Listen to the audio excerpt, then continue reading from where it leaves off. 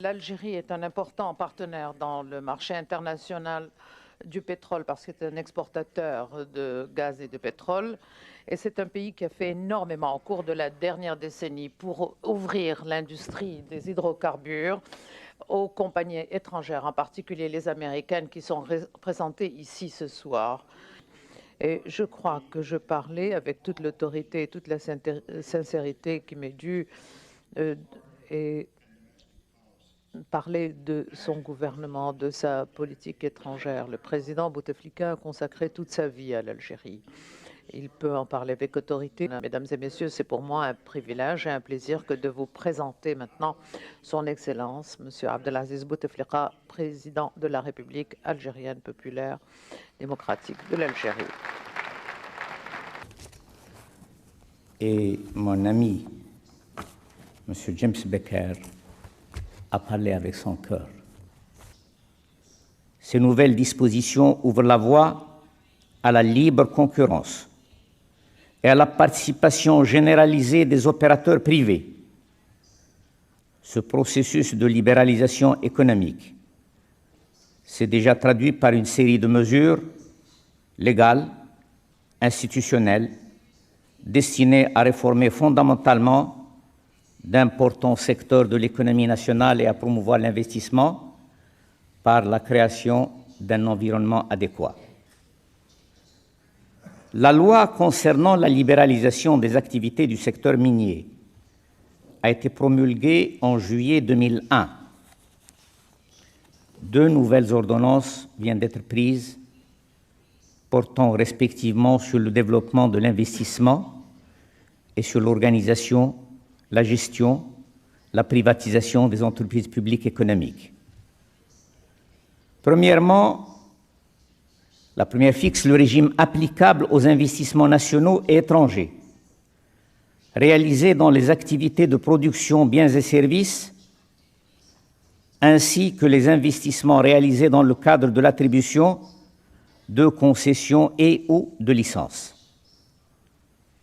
Elle fixe clairement les garanties accordées aux investissements privés. D'autres actions allant dans le même sens sont en cours. La première d'entre elles concerne le redressement et la modernisation du secteur bancaire, ainsi que le développement du marché des capitaux dont la mise à niveau a déjà commencé.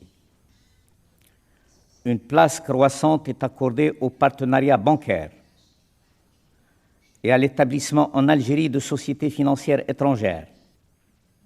Mesdames et messieurs, dans un contexte de haute compétitivité internationale, nous avons jugé nécessaire de renforcer l'attractivité du domaine minier algérien et encourager la venue de nouveaux capitaux étrangers. Pour cela, nous avons opté résolument pour la levée des monopoles, l'instauration de règles de marché qui garantissent l'équité et la transparence pour tous les opérateurs, nationaux ou étrangers.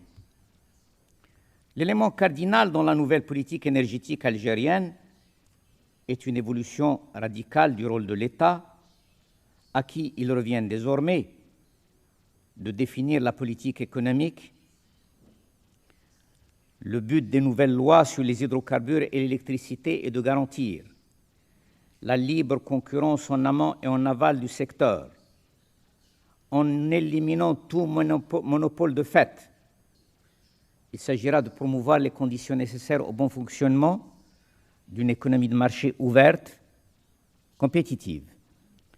Les exportations, les importations du pétrole brut et des produits raffinés seront libérées. Une liberté sera de même accordée à moyen terme aux raffineries pour l'achat de leur brut et la vente de leurs produits raffinés, ainsi que pour l'élargissement de leurs activités vers la distribution, y compris à l'étranger. L'exportation de gaz et d'électricité pourra être faite par des entreprises publiques nationales seules ou en partenariat avec d'autres acteurs nationaux ou étrangers. En plus de Sonatrach, les opérateurs privés pourront construire des infrastructures de transport, un accès des tiers au réseau à terre sera de même institué en application de tarifs non discriminatoires pour le transport des produits de tous les opérateurs sans exclusive. L'Algérie vous offre de larges possibilités de partenariat, d'investissement direct, de coopération technique. Mesdames et messieurs, j'aurais été plus explicite en ce qui concerne toutes les réformes qui ont été prises et arrêtées pour passer de l'économie dirigée à l'économie de marché.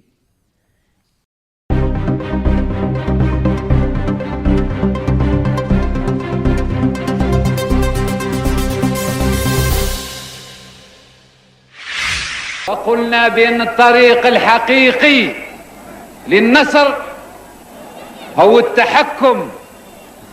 التحكم في المصائر نتاعنا، بأن الطريق الحقيقي للنصر وهو إعطاء الاستقلال السياسي محتواه الاقتصادي، يعني تأميم كل الخيرات اللي موجودة في البلاد وكل الثروات الوطنية. قررنا باش ناخذ 51% من الشركات البترولية الفرنسية.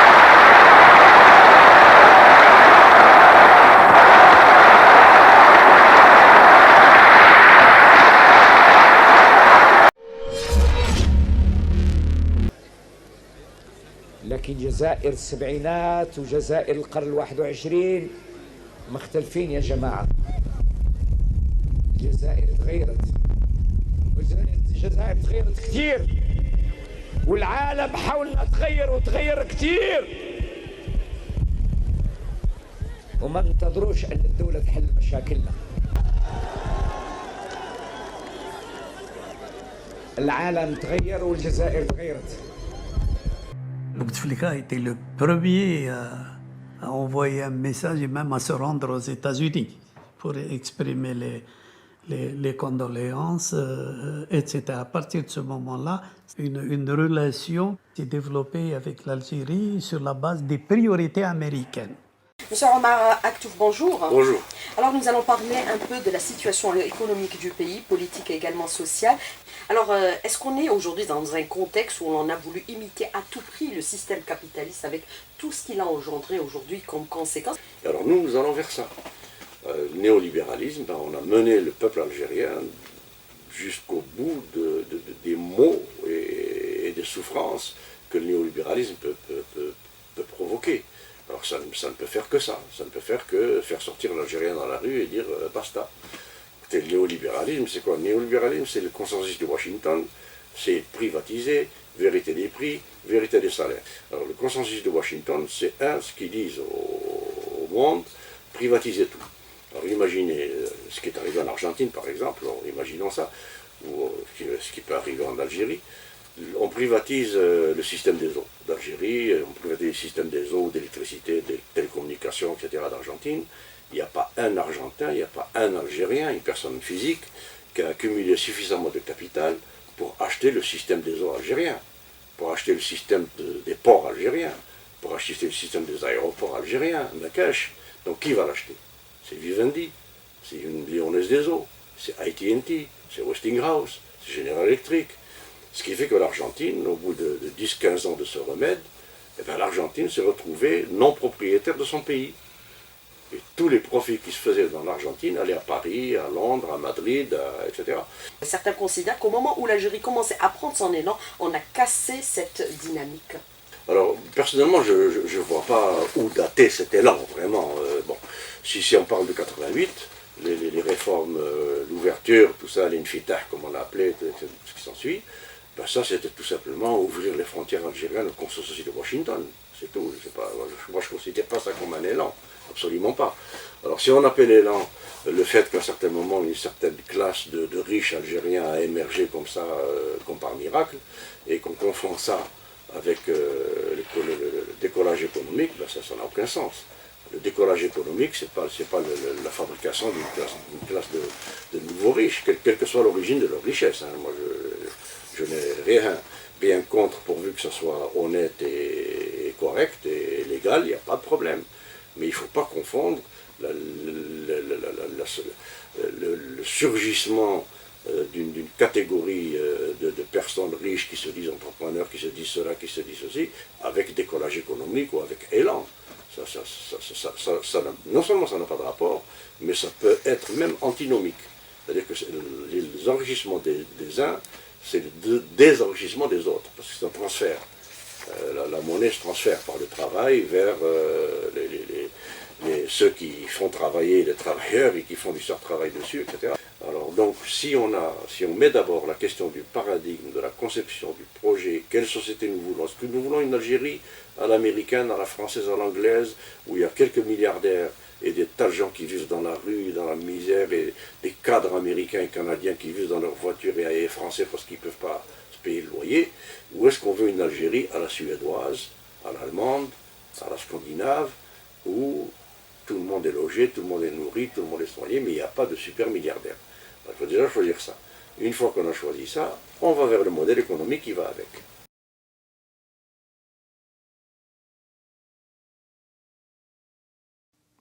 Le consensus de Washington, ce sont des politiques économiques néolibérales pratiquées par les institutions de Bretton Woods, le Fonds monétaire international et la Banque mondiale à partir des années 1970.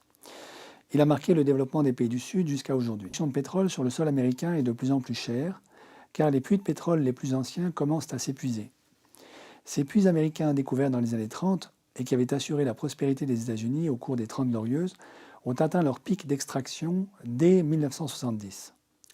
La montée prévisible du prix de l'énergie et le fait que la balance commerciale des États-Unis soit désormais déficitaire depuis la fin des années 60 poussent le président Richard Nixon à mettre fin de manière unilatérale aux accords de Bretton Woods le 15 août 1971.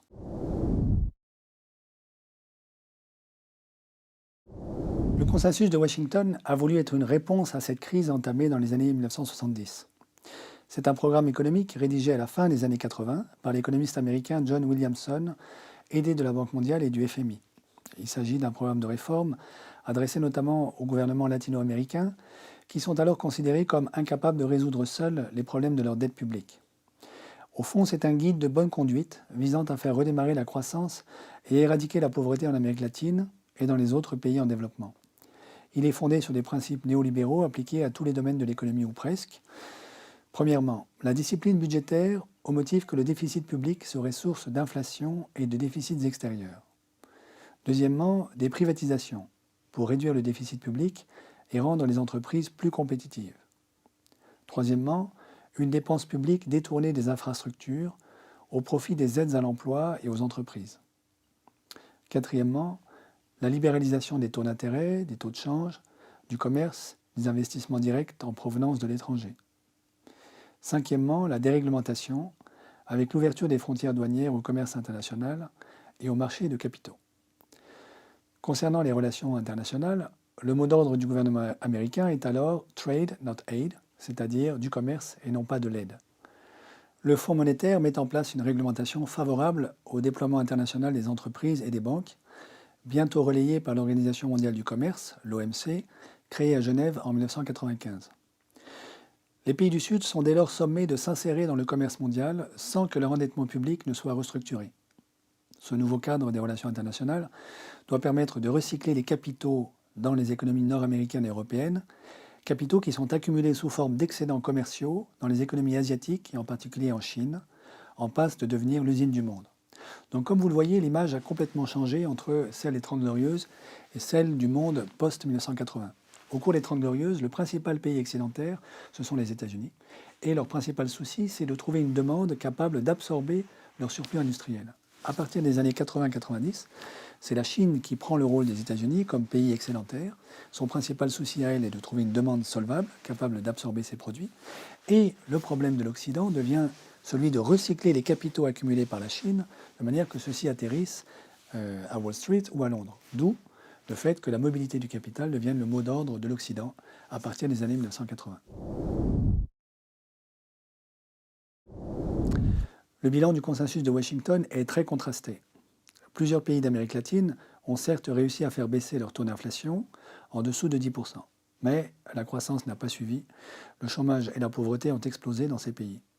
Selon la Banque mondiale, il y avait en 1980 120 millions de pauvres en Amérique latine. Il y en a 220 millions 20 ans plus tard. Au fond, l'application dogmatique du consensus de Washington a empêché la reprise des économies par la demande. D'autre part, des politiques d'austérité ont été pratiquées dans ces pays alors que leur endettement extérieur était très lourd. Du coup, la dette extérieure de l'Amérique latine a doublé de 1991 à 2002. Les pays d'Asie et d'Europe de l'Est, eux, ont profité de la croissance du commerce intra-régional et n'ont pas suivi à la lettre les recommandations du consensus de Washington qui consistait à privatiser et à libéraliser tous azimuts. Ils ont au contraire privilégié la voie d'un secteur public fort pour amortir la crise financière, notamment celle de 1997-98. Ils ont pu continuer à développer leur industrie, ce qui n'a pas été possible pour les économies latino-américaines et africaines qui du coup ont connu une désindustrialisation prématurée. La guerre en Irak fait flamber les cours du pétrole. L'argent rentre à flot dans les caisses de l'État. L'Algérie n'est plus ce pays qui fait appel au FMI pour échapper à la banqueroute. C'est désormais un marché qui attire des légions d'entreprises chinoises, turques, indiennes, russes et européennes. L'Algérie avait de l'argent à cause du prix du pétrole. Et elle est redevenue plus intéressante pour l'économie en général et pour les investissements à cause des liquidités dont elle disposait.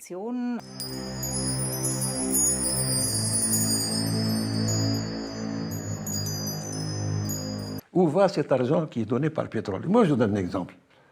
Boumediene a eu 25 milliards de dollars de revenus. Pendant tout son gouvernement, il a eu 25 milliards de dollars de revenus. Bouteflika en a eu 1000. Tant que le pétrole avait une certaine densité géostratégique, nous avions suffisamment d'argent pour faire les réformes nécessaires pour construire une société qui fabrique elle-même ses richesses. C'est ça, le crime qui a été commis contre l'Algérie. نشوف باللي من أكبر الاستثمارات عندنا في الجزائر هي تركيا. في بعض الدول الأخرى يعني اللي من ناحية الاستثمار يعني استثمروا أموال طايلة عندنا مثل تركيا مثل قطر مثل دول أخرى. نسعى حاليا مع السعودية فيه مئات شركات إيطالية تشتغل هنا ولا واحد سمع بها. قلنا نزيدوا نقويوا ندخلوا اليوم في الإنتاج المشترك. Une place croissante est accordée au partenariat bancaire et à l'établissement en Algérie de sociétés financières étrangères.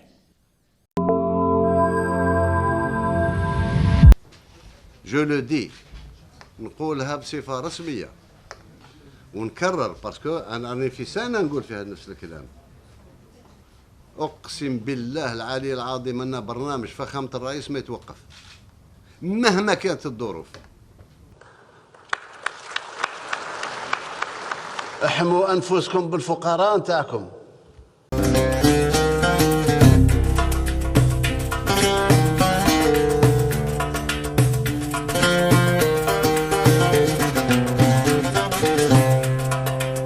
صغلول لطيف يا عريس نحكي لك وثان في سن الورد والربيع باهي الوصال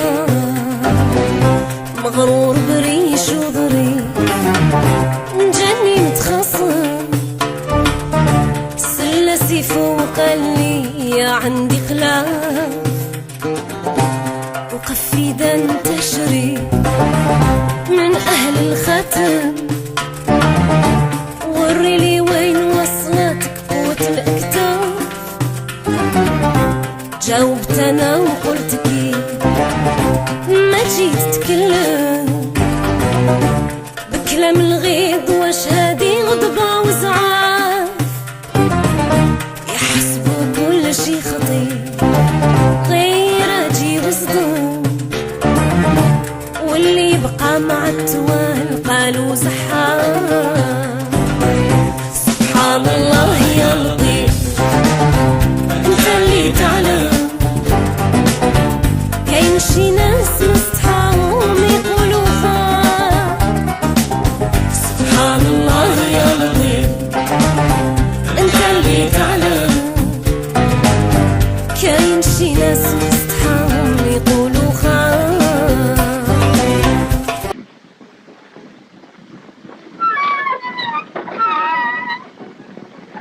Et toujours au derrière.